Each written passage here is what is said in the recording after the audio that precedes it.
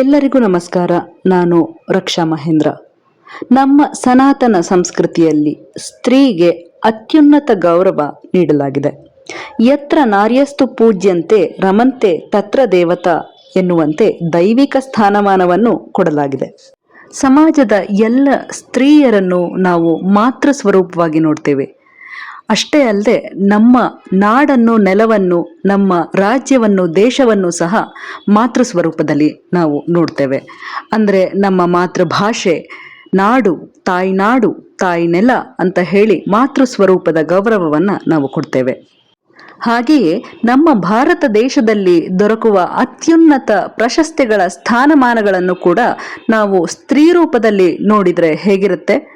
ಪ್ರತಿಷ್ಠಿತ ಪ್ರಶಸ್ತಿಗಳಾದ ಜ್ಞಾನಪೀಠ ಹಾಗೂ ಪದ್ಮಭೂಷಣ, ಜ್ಞಾನಪೀಠೆ ಹಾಗೂ ಪದ್ಮಭೂಷಣೆ ಆಗಿ ಅವರು ಪರಸ್ಪರ ಗೆಳತಿಯರಾಗಿದ್ದರೆ ಎಂತಹ ಚಂದದ ಒಂದು ಕಲ್ಪನೆ ಅಲ್ವಾ?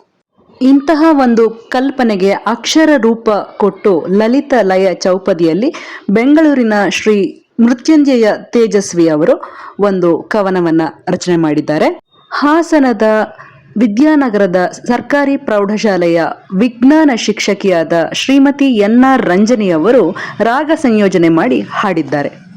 ಇವರ ಜ್ಞಾನಪೀಠೆಯ ಮನದ ಮಾತು ಕವನವನ್ನ ನಾನು ವಿಡಿಯೋ ರೂಪದಲ್ಲಿ ಪ್ರಸ್ತುತಪಡಿಸ್ತಾ ಇದ್ದೇನೆ. ನೋಡಿ, ಕೇಳಿ, ಕೇಳಿಸಿ.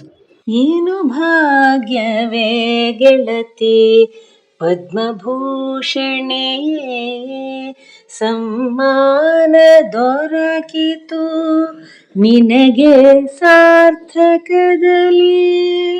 ಆನು ಕಾಯುತ್ತಲಿರುವೆ ನಾಗಳಿಗೆ ಗೆನ್ನುತ್ತ ಜ್ಞಾನಪೀಠೆಯೇ ನುಡಿದಳಿ ಪರಿಯಲಿ. ಏನು ಭಾಗ್ಯವೇ ಗೆಳತಿ. ಭಾರತದ ನೆಲದಲ್ಲಿ ಕಲೆಯ ಪೋಷಿಸಿ ಜನಿಸಿ ಪೂರೈಸಿದೆನು ನಾನು ಷಷ್ಠಿ ಪೂರ್ತಿ. ಕಾರಂತ ಪುಟ್ಟಪ್ಪ ಬೇಂದ್ರೆ ಮಾಸ್ತಿಯರಂಥ ಮೇರು ಕವಿಗಳ ರಚನೆಗಿತ್ತೆ ಸ್ಫೂರ್ತಿ. ಏನು ಭಾಗ್ಯವೇ ಗೆಳತಿ.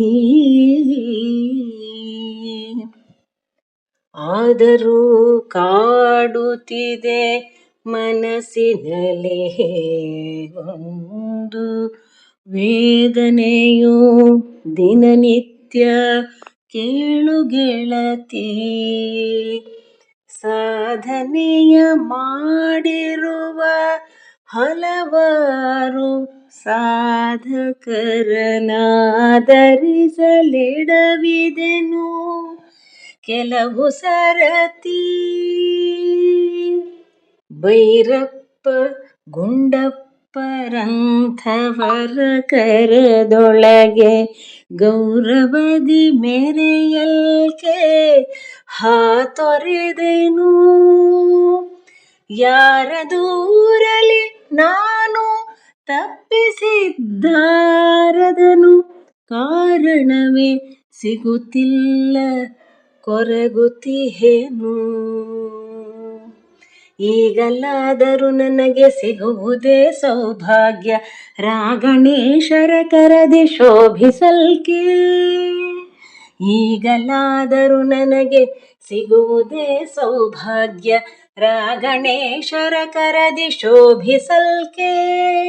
ವಾಗಧೀಶ್ವರಿ ಇದನ್ನು ಸಾಧ್ಯವಾಗಿ ಪಳೇನು ಬೇಗ ನನ್ನಯ ಘನತೆ ಹೆಚ್ಚಿಸಲ್ಕೆ.